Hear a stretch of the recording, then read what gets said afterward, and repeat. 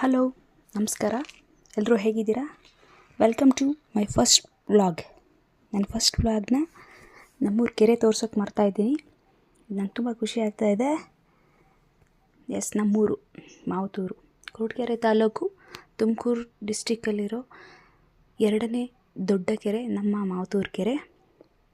ತುಂಬ ಚೆನ್ನಾಗಿದೆ. ಬನ್ನಿ, ನಮ್ಮ ಮಾವತೂರು ಕೆರೆನ ಎಲ್ಲರಿಗೂ ತೋರಿಸ್ಕೊಂಡು ಬರ್ತೀನಿ. Welcome to my first blog.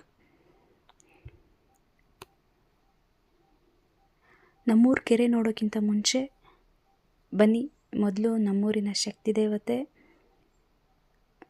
ಸುತ್ತಮುತ್ತ 30 ಹಳ್ಳಿಯ ಆರಾಧ್ಯ ದೇವಾಗಿರುವ ಹರಸೇಶ್ವರಿ ಮಾವತೂರಮ್ಮ ದೇವಿಯ ದರ್ಶನ ಮಾಡ್ಕೊಂಡು ಬರೋಣ.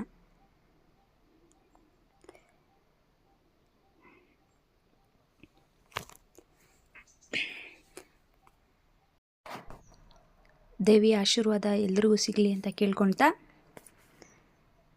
ಇದು ನಮ್ಮೂರಿನ ದೇವಸ್ಥಾನದ ಪ್ರಾಂಗಣ. ಹೌದು, ಪ್ರತಿ ವರ್ಷ ಏಪ್ರಿಲ್ ಆರ್ ಮೇ ತಿಂಗಳಲ್ಲಿ ಇಲ್ಲಿ ದೊಡ್ಡ ಜಾತ್ರೆ ನಡೆಯುತ್ತೆ.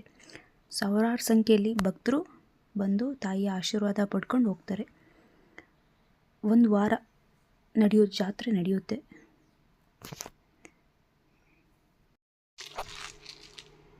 ಮುಂದೆ ಹೋಗ್ತಾ ಇಲ್ಲೊಂದು ಕೃಷ್ಣನ ದೇವಸ್ಥಾನ ಇದೆ, ಬನ್ನಿ ಅದನ್ನು ನೋಡ್ಕೊಂಡು ಬರೋಣ. ಬನ್ನಿ, ಇಲ್ಲೊಂದು ಕೃಷ್ಣ ದೇವಸ್ಥಾನ ಸಹ ಇದೆ. ಅದು ಒಮ್ಮೆ ನೋಡಿ ದರ್ಶನ ಮಾಡ್ಕೊಳ್ಳೋಣ. ಕೃಷ್ಣನ ದರ್ಶನ ಮಾಡ್ಕೊತ ಈಗ ದೇವರ ದರ್ಶನ ಬರುತ್ತೆ ನೋಡಿ. ನಮ್ಮ ಮಾವತೂರಿನ ಕೆರೆ ನೋಡೋಣ. ನಮ್ಮೂರಿನ ಜೀವನ ದಿನ ಅಂತಲೇ ಹೇಳ್ಬೋದು. ಸುಮಾರು 2200 ಎಕರೆ ಪ್ರದೇಶದಲ್ಲಿ ನಮ್ಮೂರಿನ ಕೆರೆ ಇದೆ. ಸುಮಾರು 3500 ಎಕರೆ ಪ್ರದೇಶಕ್ಕೆ ನೀರಿನ ಸಪ್ಲೈ ಮಾಡುತ್ತೆ ಈ ಕೆರೆ. ಈಗ ಇದೇ ನೋಡಿ ನಮ್ಮ ಮಾವತೂರಿನ ಕೆರೆ. ವಾವ್, ತುಂಬ ಚೆನ್ನಾಗಿದೆ ಅಲ್ವಾ ನಮ್ಮೂರಿನ ಕೆರೆ. ಒಂದೊಂದು ದಿಕ್ಕಲ್ಲಿ ನಿಂತು ನೋಡಿದ್ರು ಅದರ ಸೌಂದರ್ಯ ದುಪ್ಪಟ್ಟಾಗುತ್ತೆ ಹೊರತು ಕಡಿಮೆ ಅಂತೂ ಆಗಲ್ಲ. ತುಂಬ ಚೆನ್ನಾಗಿದೆ ನಮ್ಮೂರಿನ ಕೆರೆ.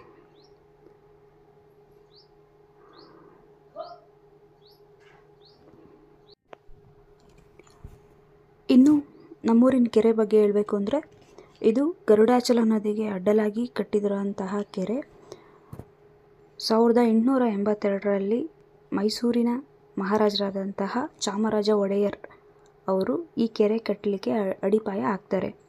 ಸತತ 16 ವರ್ಷಗಳ ಪರಿಶ್ರಮದ ಫಲವಾಗಿ ಅಂದರೆ 1898ರಲ್ಲಿ ಈ ಕೆರೆ ಲೋಕಾರ್ಪಣೆಗೊಳ್ಳುತ್ತೆ. ಯಾವುದೇ ಯಂತ್ರೋಪಕರಣಗಳ ಸಹಾಯವಿಲ್ಲದೆ ಬರೀ ಮ್ಯಾನ್ ಪವರ್ ಮತ್ತು ಕೋಣಗಳ ಸಹಾಯದಿಂದ ಈ ಕೆರೆ ಏರಿನ ಸುಭದ್ರವಾಗಿ ಕಟ್ತಾರೆ. ಯಾವುದೇ ಸಿಮೆಂಟನ್ನು ಬಳಸದೆ ಕೇವಲ ಗಾರೆ ಮಣ್ಣಿಂದ ಈ ಕೆರೆಯ ನಿರ್ಮಾಣವಾಗುತ್ತೆ.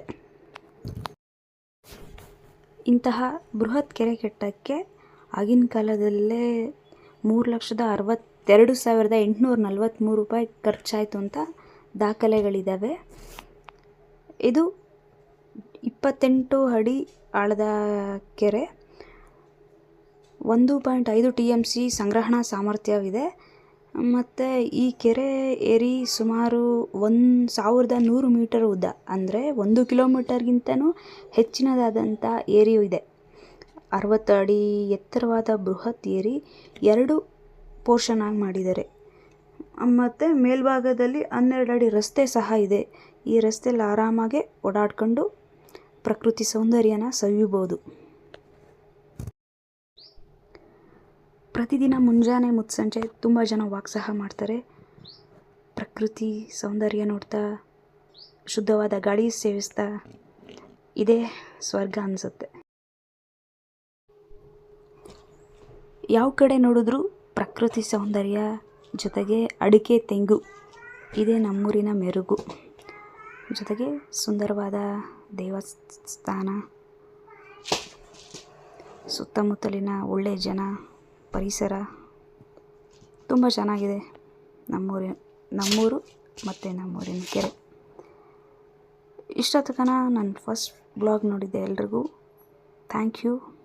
ಜೊತೆಗೆ ನಮ್ಮೂರಿನ ಸೌಂದರ್ಯ ಇಷ್ಟ ಆಗಿದ್ದರೆ ಲೈಕ್ ಮಾಡಿ, ಕಮೆಂಟ್ ಮಾಡಿ, ಶೇರ್ ಮಾಡಿ ಮತ್ತು ಸಬ್ಸ್ಕ್ರೈಬ್ ಮಾಡಿ ನನ್ನ ಚಾನಲ್ಗೆ.